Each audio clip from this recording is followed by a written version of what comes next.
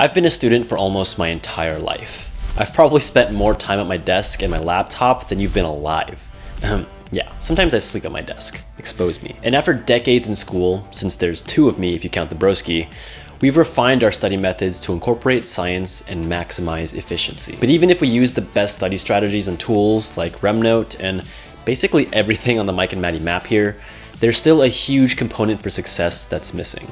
And that is mental strength. I can give you the login for my maxed out barbarian with S tier gear and a play-by-play to beat the final boss. But if you're lost in your head after a setback, moping around about how Jimmy beat the game at level 5, or concerned why Jessica hasn't texted you back, you won't even get out of bed to play, no matter how easy it is. You see, we need to build mental strength to drown out the noise from the most distracting thing of all, our mind. So that's why we've come up with 5 principles to live by every day.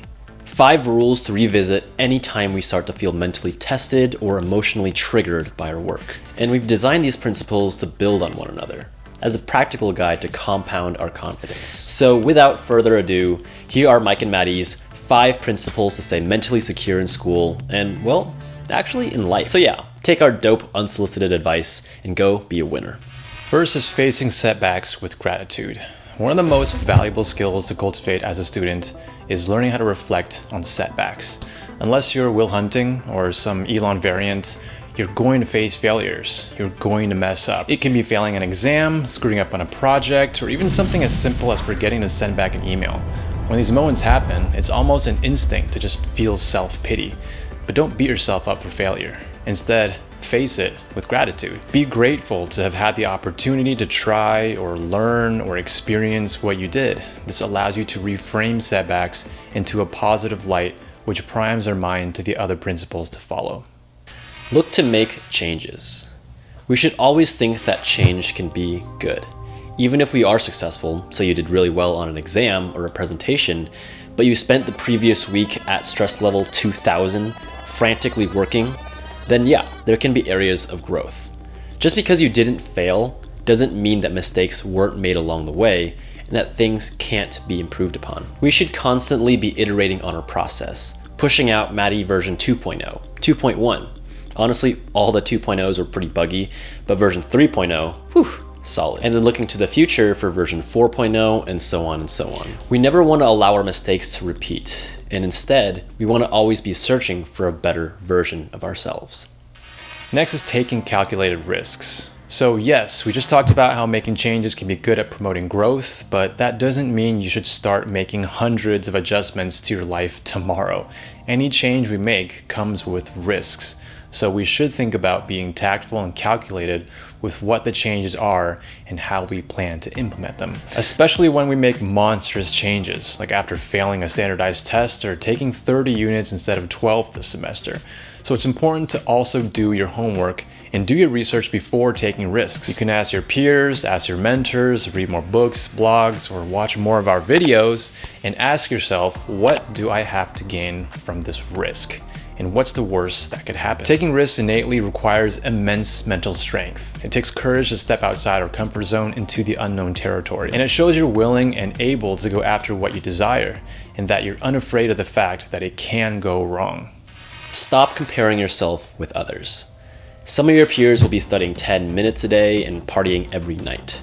Some will be spending 10 hours doing flashcards and brown nose stalking the professors around campus. They may be smarter than you, or they may be less smarter than you. And because of this, you might feel guilty for working too hard, or more likely, if you're like me, you'll have intense anxiety that you're not working hard enough. We've all been there before. After class, the gang meets up outside and everyone discusses what they've been doing to prepare for the exam. Everybody loves to talk about how they're studying, either flexing about how productive they are, or downplaying things like, oh, I'm so screwed, I'm so behind. They're looking for sympathy or reassurance and self-pity. The point is, it doesn't really matter what your peers are up to or how they're doing. The only person you need to be concerned with is yourself. Only you know your strengths, your weaknesses, and your learning archetype. No one is more miserable in life than the person who wants to be someone else. It drains our mental strength and our emotional capacity. If we spend energy wishing we were someone else, we're not using that energy figuring out ourselves and what we can actually bring to the table. Next is drop the pride and seek to collaborate. I know the last principle was to stop comparing yourself to others. However, this does not mean to go around ignoring your peers and colleagues. When one of our peers is crushing it, say acing every exam like Hermione Granger, it's common to start feeling resentful and envious, especially if they're peers who you don't get along with well. But this is a pivotal downfall of mental strength, letting pride and envy get in the way of what can be truly gained from it, which is collaboration. The most successful businessmen and creators, scientists, experts were all able to achieve fantastic success by letting go of pride and seeking to collaborate with others. In terms of school, this requires you to let down your guard, let go of petty competition, and recognize that there is something to be learned from your peers. If you can't beat them, recruit them and create a partnership where both of your successes are mutually beneficial. Instead of fueling rivalries with envy or negativity, build mental strength by using competition advantageously. Collaborate and seek to work together with colleagues and competitors.